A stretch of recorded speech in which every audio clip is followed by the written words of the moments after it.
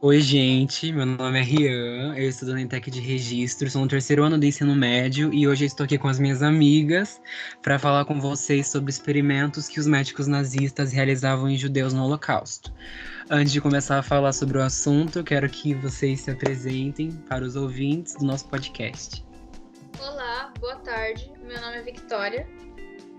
Oi, eu sou a Laiane. Boa tarde, meu nome é Evelyn. Oi, boa tarde, eu sou Maria Eduarda. E é isso, gente. A gente vai falar com vocês sobre sobre essa época. Para quem não sabe, o Holocausto ele é um nome dado para um genocídio que foi cometido pelos nazistas durante a Segunda Guerra Mundial. Esse genocídio foi responsável por vitimizar estimadamente 6 milhões de pessoas, sendo judeus, homossexuais, ciganos e pessoas que tinham qualquer tipo de doença física ou mental. Os nazistas, eles seguiam uma ideologia antissemita, ou seja, eles não gostavam de povos que tinham origem semita. Eles atribuíam aos judeus a queda da economia e achavam que os judeus tinham um plano de dominação mundial que criticava a economia capitalista da época, né? E é claro que teve um livro muito famoso nessa época que foi Os Protocolos dos Sábios de Sião. Ele descreve um projeto de conspiração por parte dos judeus e dos maçons para dominar o mundo através da destruição do mundo ocidental. E esse livro é óbvio que foi um sucesso naquela época, né? Porque condizia com a ideologia que eles tinham naquele tempo. Nesse período, os médicos alemães começaram a realizar experiências em prisioneiros dos campos de concentração. Os judeus, os prisioneiros que eram considerados saudáveis, iam para os campos e os que não estavam saudáveis, eles matavam. E esses que iam para os campos, os médicos utilizavam para fazer essas experiências, na finalidade de testar medicamentos, descobrir maneiras dos militares sobreviverem nas guerras, a altitudes, a frio.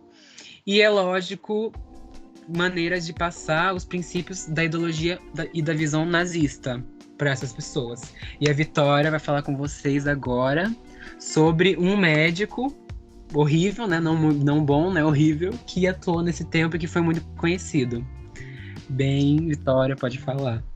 Eu vou falar agora sobre um caso que é um pouco pesado, que se trata do caso do médico nazista Josef Mengele. Ele era um médico tão sádico que até mesmo os próprios soldados e médicos nazistas da época, do pelotão, apelidaram ele de o terror de Auschwitz. Ele era obcecado por cobaias humanas, totalmente obcecado por cobaias humanas, e a especialidade dele era fazer experiências em crianças, principalmente em gêmeos siameses. Ele tentava descobrir como que funcionava a genética desses gêmeos para poder aprimorar a procriação alemã para a raça ariana. Foram cerca de 400 mil almas enviadas para a morte por Josef Mengele, porque era ele que decidia quem vivia e quem morria. E há relatos da própria época que diziam que ser mandado para a morte por ele era muito melhor do que ser escolhido para viver, porque quem era escolhido para viver ia diretamente para os laboratórios de Josef Mengele.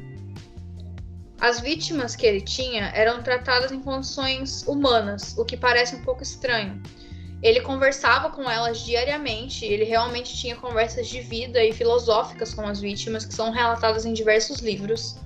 Ele as alimentava diariamente de uma forma saudável, ele dava doces para elas e as tratava como amigos. Só que, segundo ele fazia isso para que as vítimas se sentissem bem até o momento da sua execução, para que não culpassem tanto ele quando ele fosse torturar ela para seus experimentos. Esses experimentos de Mengele foram, por muitos historiadores e também pelo tribunal, julgados como os mais hediondos de todo o Holocausto. Principalmente as crianças, elas eram amarradas em placas de mármore e todos os seus órgãos internos eram instigados, perfurados com injeções de ácido e vários outros componentes, e depois cortados, e tudo isso com as crianças vivas sem anestesia. O anestésico era uma coisa bem rara de ser usado, até porque eram todos tratados como números e não como os seres humanos que sentiam dor. As mulheres eram tratadas com doses muito altas de radiação e depois tinham os ovários arrancados, porque o Mengele achava que era uma forma de conter a reprodução judia, e de certa forma era, porque aquelas mulheres nunca sobreviviam aos procedimentos. Ele também tentava mudar a cor dos olhos das crianças com uma forma de aperfeiçoar a raça ariana futuramente. Ele injetava corante nos olhos das crianças de todas as cores, amarelo, vermelho, azul, e isso causava diversas infecções e até mesmo cegueira. E as crianças, nas palavras dele, ficavam inutilizáveis e eram jogadas na câmara de gás. Tem um livro muito famoso que é da Olga Benário, que foi uma médica que trabalhou nos campos de concentração. O livro se chama Os Fornos de Hitler. E ela relata, com muitos detalhes no livro dela, que não é possível passar só contando o que ela fala, né? Mas ela relata que ao entrar no escritório de Mengele era a mesma coisa que entrar num filme de terror explícito. Porque lá dentro ele guardava alfinetes e potes de vidro com os olhos de todas as cores possíveis, partes do corpo de judeus, tatuagens, órgãos e essas coisas brutais. E como eu disse no começo, ele gostava muito de fazer experiência em gêmeos, porque ele achava que a genética deles tinha alguma coisa de diferente, e de fato tem. As experiências com gêmeos sempre foram as mais brutais e, como sempre, sem anestesia. Ele dava injeções de tifo nas feridas infeccionadas para saber se um irmão ia reagir da mesma forma que o outro, ou se um sentiria a dor do outro. E uma das mais notórias que ele fez foi costurar um irmão corcunda nas costas do seu outro irmão. Ele também costurou o pulso dessas crianças, logicamente com objetos não esterilizados. E o único intuito dessa experiência não foi bem uma coisa científica, ele só queria saber como que eles iam reagir com isso, para ter uma noção da apatia dele em relação a isso. E a única reação foi infecção, e ele mesmo relata nos diários que os gêmeos morreram agonizando e sofrendo. Bom, outro médico nazista foi Sigmund Ratcher. Ele foi um médico da SS, uma organização paramilitar ligada diretamente ao partido nazista, né? Ele realizou muitos experimentos mortais nos prisioneiros de Dachau e Auschwitz, para entender os efeitos sobre a alta altitude, congelamento e a coagulação do sangue nos humanos. Tudo isso ele estava sendo patrocinado pelo líder da SS, né? Os seus experimentos basicamente foram conduzidos nos homens para simular as condições dos exércitos sofridos na frente do leste. E como as forças alemãs estavam mal preparadas para o frio intenso da guerra, eles fez esses experimentos para buscar uma melhora nos soldados alemães. Ratcher, ele notificava todos esses resultados obtidos das experiências diretamente a Heinrich Himmler e divulgava esses resultados das suas experiências sobre o congelamento na Conferência de Médicos de 1942, que foi intitulada de Problemas Médicos Decorrentes do Mar e do Inverno. Esses experimentos de congelamento eram divididos em duas partes. Em primeiro lugar, eles faziam para determinar quanto tempo seria necessário para baixar a temperatura corporal de uma pessoa até a morte. E a segunda parte era qual é a melhor forma de reanimar uma vítima que foi congelada. Esses experimentos eram realizados nos prisioneiros, onde eles os vestiam com uniformes do exército alemão e os colocavam em ambientes totalmente abaixo de zero. Muitos desses experimentos eram feitos com os prisioneiros nus ainda, para analisar quanto tempo levava para uma pessoa morrer de hipotermia. Os conhecimentos médicos modernos sobre a forma como o corpo humano reage ao ponto de congelamento para a morte se baseiam muito, quase que exclusivamente, nesses experimentos nazistas, já que eles testavam em prisioneiros humanos, né? Ao contrário dos médicos que respeitavam o código de ética. Bom, ele foi morto em 1945 por fuzilamento, onde ele foi acusado por irregularidades financeiras, o assassinato do seu ex-assistente de laboratório e de fraude científica. Agora a Evelyn vai falar sobre um pouco como que foi o julgamento desses médicos. E anos depois de todo esse período de tortura e sofrimento para os prisioneiros dos campos de concentração, finalmente o Ratcher e seus colegas tiveram o que mereciam. Em 1945, como a Laiane falou, ocorreu o processo contra os médicos, que ficou conhecido como julgamento de Nuremberg, e foi o primeiro dos 12 julgamentos por crimes de guerra que as autoridades dos Estados Unidos realizaram lá na Alemanha, depois que acabou a Segunda Guerra. Esses julgamentos foram organizados pelas cortes estadunidenses e aconteceram no Palácio da Justiça, sendo que 24 dos acusados, 23 eram médicos e estavam justamente sendo acusados por envolvimento nos experimentos humanos nazistas. Eles enfrentaram 4 processos e, claro, sempre tentavam negar e livrar sua cabeça, mas a situação deles não estava nem um pouco a favor.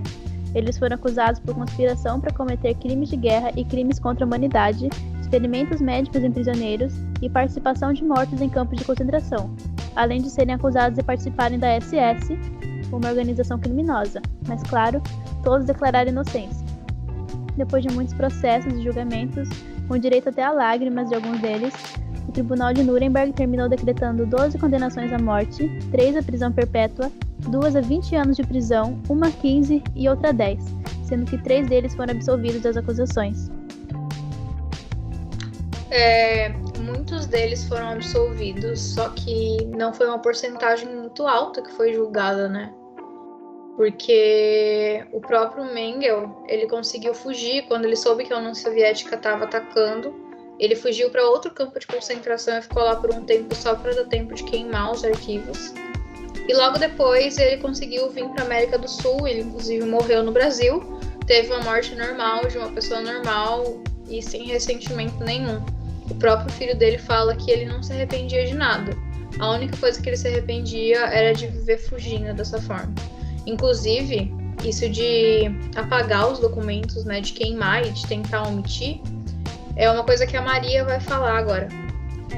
Sim, depois, com o colapso do nazismo após a Segunda Guerra Mundial, o Serviço de Inteligência Militar dos Estados Unidos desenvolveu uma operação chamada Operação Paperclip, que levou secretamente mais de 1.000 cientistas e engenheiros especializados em foguetes, armamento nuclear, medicina, incluindo armas biológicas como micro-organismos e vírus, levou esses cientistas da Alemanha para os Estados Unidos, e assim como muito material de guerra, os cientistas foram como uma parte do pagamento de indenização da guerra. E essa operação, até hoje, ela causa muita polêmica, porque por muito tempo ela foi confidencial, ou seja, ninguém sabia que esses cientistas nazistas estavam trabalhando nos Estados Unidos, né? E que eles eram nazistas e que eles participaram dos experimentos com humanos, os prisioneiros dos campos de concentração, né? Bom, agora a gente vai se despedir.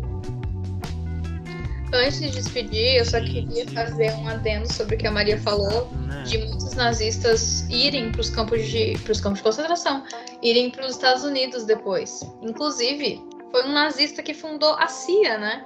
Ele ficou lá em troca de proteção e ele fundou a CIA, simplesmente ignoraram todos os crimes de guerra e, como a gente diz hoje em dia, né? Passaram pano para ele, colocaram tudo debaixo do tapete.